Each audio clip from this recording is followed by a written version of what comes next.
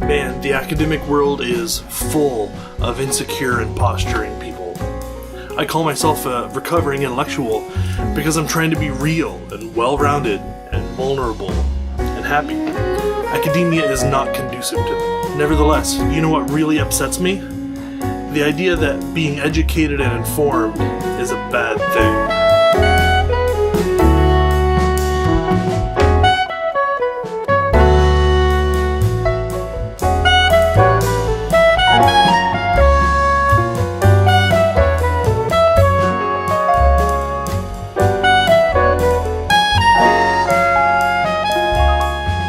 In a religious tradition that valued integrity and moral virtue in a fairly holistic sense.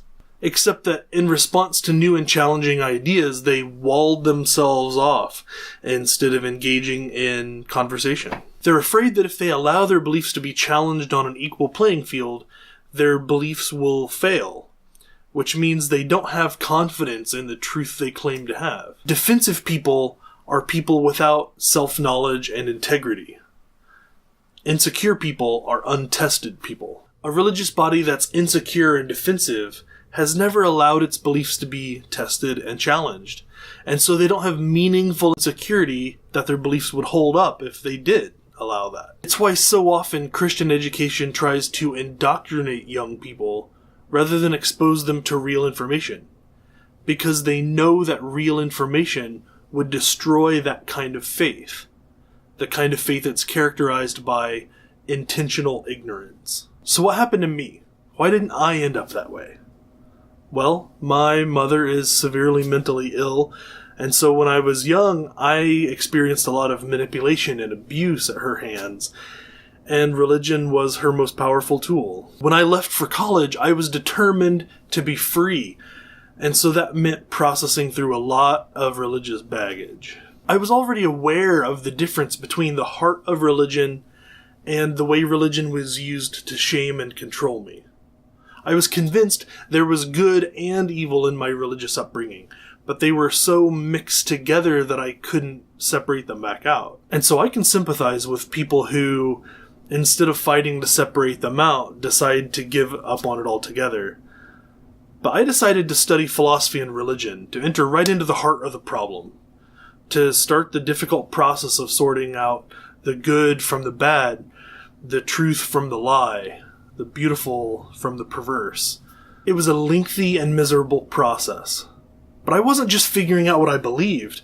I was trying to figure out who I am, what life even is, what the very nature of truth and beauty and goodness is. I didn't get to walk away from the struggle because I didn't have an identity apart from it. I had two competing versions of who I am, of what the world is, and who God is. And those are all deeply connected to each other. Why was it so difficult for me? Why didn't I just choose the thing I wanted to believe and go with it?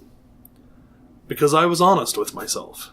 I wasn't going to shield myself from reality.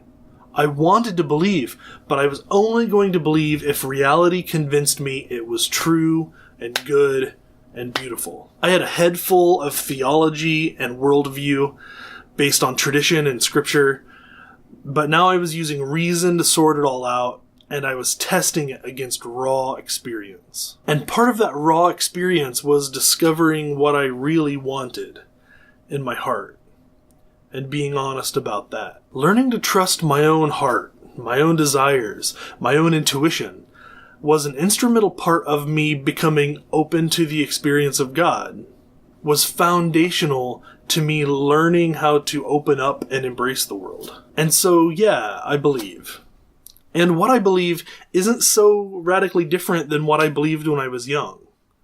But how I believe and why I believe are radically different. My new belief is grounded in vulnerability and trust, and reaches toward joy and peace as difficult and vital realities. And my new belief doesn't need to be defended, because I did the hard work of structuring it with intellectual integrity. So, I call this channel Skeptical Mystic. Why skeptical? Why mystical? Because of intellectual integrity. Our beliefs are so deeply personal, so firmly rooted in the core of our being that we're afraid to expose them and examine them. Because allowing them to change might destroy our very identity. Everything we know and love and value can come crashing down around us. That is a legitimate fear. I've been through it. It's the fires of purgatory. But here's the good news, kids. Whatever doesn't make it through the fire isn't you anyway. It never was. When you give up on holding so tightly to all those old beliefs and you expose yourself to reality, yeah, it's a painful process. It's a grieving process. It feels like death because it is a kind of death. But you find out who you really are. You are the beloved. And that's enough. Welcome to Skeptical Mystic.